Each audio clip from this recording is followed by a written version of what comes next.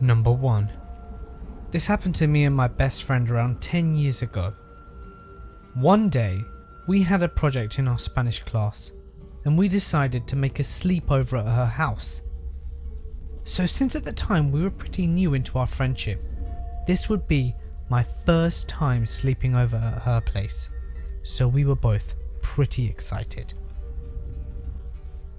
The day came and I was stoked to be going over to a sleepover.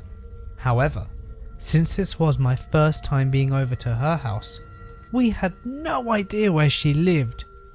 It was way out in the country, so naturally me and my mum got lost trying to find it. Eventually, we did find the place. My mum dropped me off and Sarah and I started talking about our project. We got stuck in and got a lot done, and after a while we headed up to her room. Her room had a sort of side room attached to it. There wasn't a door, but there was a space for where a door could be, if that makes sense. Inside that room was an old computer that didn't work anymore and had a small little daybed. That is where I was going to sleep, because apparently Sarah is a bed hogger, but that didn't bother me very much. So it gets pretty late and we decide to finally go to bed. Now, it takes me a good hour or two to fall asleep, whereas Sarah on the other hand doesn't take the blink of an eye. So about an hour after tossing and turning, I start to hear this whirring sound, like the computer is trying to turn on. I remember telling myself, I know that Sarah told me the thing didn't work anymore, so how can it be turning on? I open my eyes and look, and sure enough, the computer that is right beside me has the green light on, and is in fact turning on. I was a little freaked out, but at the same time, I just thought, well, maybe it's just updating or something. I noticed something odd though, when the monitor of the screen came on. The computer itself was not plugged in. That is when I freaked out. I ran into Sarah's bed, moved her over and went and hid under her covers. I stayed there for the rest of the night. I eventually fell asleep, but the computer was shut down by the time Sarah and I got up. Of course, typical. I told Sarah about the computer and she just looked at me puzzled. She said it'd never done that before and shrugged it off. So anyway, years passed and I would stay at Sarah's house more and more often. I noticed that the computer would always turn on by itself whenever I slept over, but never for Sarah, so she continued to ignore my stories. She got married and moved out about 2 years later. I didn't really visit her during the next few years due to me moving 3 hours away, so the rest is from her account of what happened. The real hauntings started a year after her auntie had moved out of the property. Sarah came back to clean up the house and moved in. Not long after her aunt packed up her final belongings, she said that there was an uneasy feeling once her husband and her had entered. They would hear voices and things would move about on their own as time went on. For example, after about 3 months of being in the house, Sarah began to notice things. She and her husband would be sitting in the living room watching television when pictures that belonged to her grandparents would randomly fall off the walls and shatter on the floor. She tried to justify that it was an old house and it was just settling and it was all because of the shift. Then, one night, as Sarah and David slept, a family heirloom that was tucked away on an inaccessible shelf was moved onto a couch facing the opposite direction of a table. When the couple woke up, they were completely perplexed. They moved the couch and the table back and put the heirloom on the shelf and returned all the furniture to place. They went about their day, and that was the end of it. The very next morning, they awoke to find the same heirloom moved into the same spot as the morning before. This started to make the couple nervous, especially Sarah, because she could not justify what was happening. Once again, they moved the furniture to return the heirloom, and the next morning, the heirloom was once again in the same spot. Sarah could not handle it anymore, and she decided to put away the heirloom as well as the others that were on the same shelf. Not long after, Sarah and her husband told family and friends about the experience, which prompted the visit of the husband's brother. After downloading a free ghost app on his phone, they sat outside the back porch at dusk and turned on the application. Sarah thought the idea was ridiculous, but she decided to humour the boys. The app would just spit out random words, and Sarah would just laugh and make jokes about it.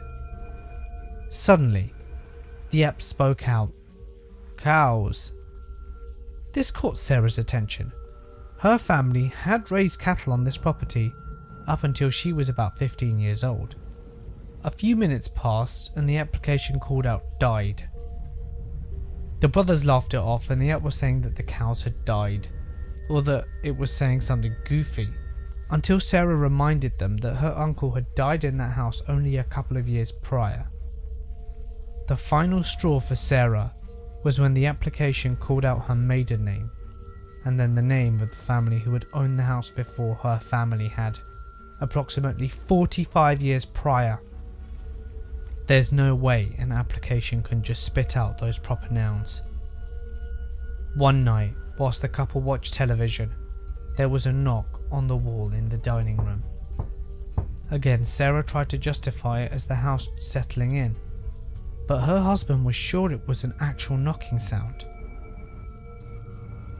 He went up to the wall where the sound came from, knocked back, and waited. A few seconds later, there was a returning knock on the wall. Eventually, Sarah's brother moved in and said he would hear tapping on his window at night, always at the same time, 3 a.m.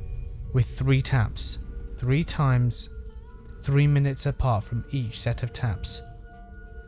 By this time, Sarah and her husband were used to the ghost hauntings, so as long as it didn't decide to attack, they ignored it.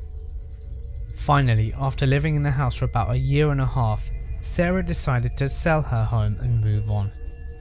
They contacted a realtor who came and took pictures of the house. Appointments were set for people to come and look at the house, and the selling process began. One morning, the couple did not receive a message from the realtor, informing them that there were potential buyers coming to the house. The buyers and the realtor knocked on the door, knowing that the couple were most likely still inside. The couple slept through the knocking and later woke to find several messages on their phone. When they called the realtor back, she asked why they were running through the house, opening and shutting doors whilst potential buyers stood outside.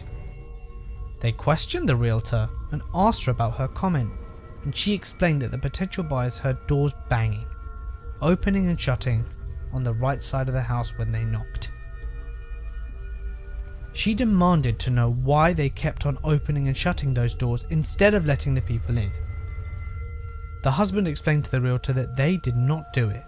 They were asleep in their bedroom on the opposite side of the house. The realtor also explained that the buyers experienced an uncomfortable smell coming from the house, like rotting wood. She seemed concerned because she had not smelt it days before when she came in to take pictures. After several more complaints of the smell, the realtor returned to the property to try and figure out what was going on. When she walked in, she could not smell anything and was very perplexed. It didn't take long for the couple to understand what was happening. Whatever spirit was in this house did not want Sarah to leave it. Finally, an offer came from an out-of-state buyer willing to accept the house sight unseen. The couple leaped at the offer and quickly moved out, and from that day, Sarah has never returned to the property. However, she has passed by it. The new owners have purchased and placed a new mobile home on the property, and no one seems to be living in the actual homestead. To this day, neither she or I know if there is still paranormal activity within that house. Number 2. So this happened not too long ago. I was in the doctor's office helping my mum to get my grandma in and out.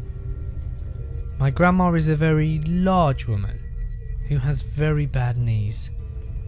The office was packed, so we ended up being there for an hour longer than expected. While waiting, a strange man sat across from us. He started off by offering my mum a tattoo, and then telling us that he had done skin out on himself whilst he was in prison. He also said he was about to fail a drug test and might be going back there. As you can imagine, we were already pretty freaked out, and I was avoiding eye contact at all cost. He told us how he had to call into work and how his girlfriend had recently passed away. This didn't add up, because he talked about how he had to walk to his appointment because he didn't have a job. He also then said his girlfriend looked great for 50. Several minutes passed of him repeating the same story over and over. He got up to have a smoke, and then he stopped directly behind my mum and I and asked us to tell him when he was called. I won't give his name out, but we can call him Artie. Artie was outside for almost 15 minutes before sitting back. Almost immediately after, my grandma was called. Needless to say, we shot up out of our seats and were gone within seconds. When the nurse came to collect information, she saw that we were all distraught and nervous, and we explained the situation, and she went to look for Artie. He was gone by the time she got there, and the doctor he told us he was going to see wasn't even on call. After the appointment, my grandma had to go down to the lab, so we took an elevator. Artie was standing there when the doors opened. It was almost like he was watching us, but there was no way he could have known where we were going at that given time.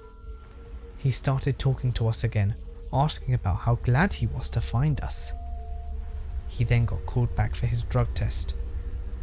So, we got my grandma's lab results and booked it out of there before Artie could see us leave. Today, I learned that he was in prison for child molestation and had raped 13 young girls around the age of 7 to 16 in my area. Being a 16-year-old girl myself, this frightened the hell out of me. I have no idea what would have happened if we'd have told him where we lived, like he was asking us. I'm just really, really glad we were able to leave without him seeing the car that we were in. Number 3. I am a 15-year-old female, and at the time this story took place, I was 11. Me and my family went camping. My dad brought his fishing rod to go out fishing. He always takes me with him because, I won't lie, I'm quite good at fishing. It was around 11 PM or so, and very dark. Perfect time to go out fishing, Dad. Anyway, me and my dad gathered all our fishing equipment and started walking to the small hill next to the lake, which is our fishing spot. Once we settled in and started fishing, it was really dark. Thankfully, the lights from the houses nearby helped us see well enough so that we didn't have to bring a flashlight. The fishing was terrible. Not a single catch, so I was bored and sleepy, and I decided to walk back to our tent to sleep. Whilst I was gathering my stuff, I heard a huge splash. I turned around to see my dad in the water. Me being the brave girl I am, I decided it would be a good idea to jump him and save him. Bad idea because 1. I would never get out a 35-year-old man that weighs 200 pounds out of the water. And 2, I could barely see anything. Also, it's impossible to swim with the huge waves every 3 seconds. I ended up holding onto him whilst we held onto a rock. We couldn't touch the ground, it was too deep even though we were close to land.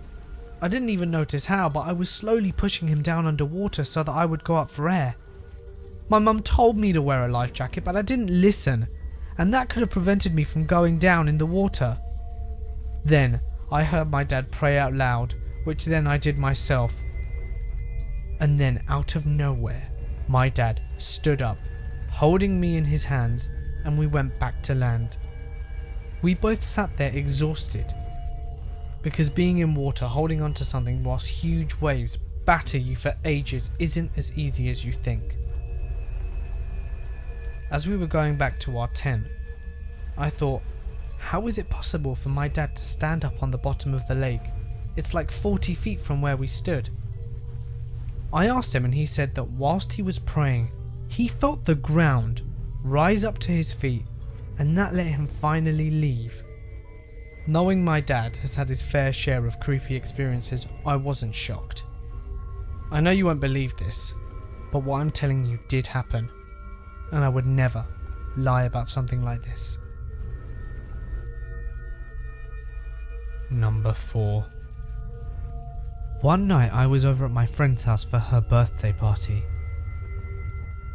After a while, we all started to get bored, and it was pitch black outside, so we decided to go play manhunt.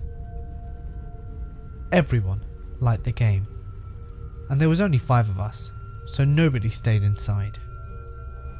Each of us took turns seeking and hiding, and giggling when no one would find us.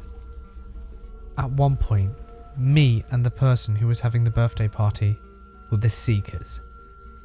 After counting in a little shed so that we couldn't see where anyone went, we finally came out and began to look. I swear, we must have been looking for over half an hour, and yet we only found one girl, who ended up going back inside because it was 3 in the morning and she was getting tired. My friend and I were just about to give up when we saw 2 silhouettes standing on the neighbour's trampoline. At the time, the neighbours were out of town, so we figured it was our 2 friends. But why in the world would they just stand on the trampoline, so still and silently? And how could we have not have seen them before? We must have been past here like 30 times. Figuring that this was them, we began shouting that we found them and they could come down now. But the figures just stood there ominously. We were confused. And then all of a sudden we heard footsteps from behind us and turned to see our friends coming towards us. My friend and I shared a look of utter terror and turned back around to see the figures still standing on the trampoline. The friends who had been hiding asked us what was wrong, and since we were barely able to speak, paralysed by terror, the birthday girl simply said, the trampoline. They were petrified and just as scared as we were, and they quickly legged it back to the house. On our way back, the birthday girl and I glanced over our shoulders, and we saw the 2 figures on the trampoline vanish.